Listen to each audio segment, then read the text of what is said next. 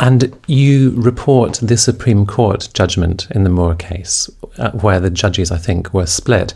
But what came out of that, to me, was that these very senior legal people had a rather naive idea about research and profit and the way that whole business worked. And in fact, the rhetoric of the biotech companies had been quite successful in putting across a line. Yes, I think that's very true. This was the California Supreme Court. And you're right that most of them took the rather utilitarian, practical line that we have to allow the biotech companies free rein.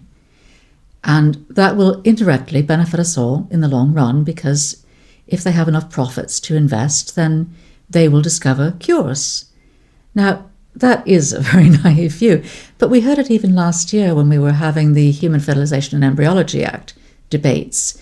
We did hear quite a lot of very strong views expressed, for example, about cybrids, the idea of using animal eggs in stem cell research.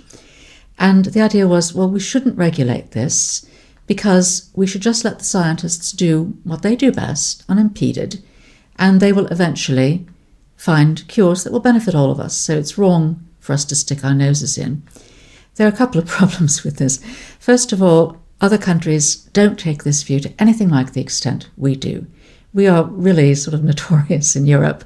So I think it is naive because biotech is very, very big business. And most scientists who get the backing of biotech companies may find that they also have public money and that there can be a conflict. There can be a conflict between what the biotech companies want them to develop and what the public money backs.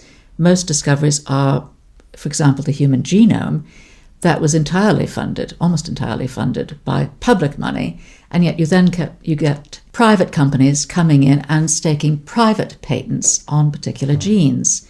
Now, this seems to me, again, to be something that is ignored in this general rhetoric about how we must just allow the companies to do what they want because it's their investment. It's not, actually, in many cases. It's public investment, and therefore we, the public, have a right, I think, to regulate it.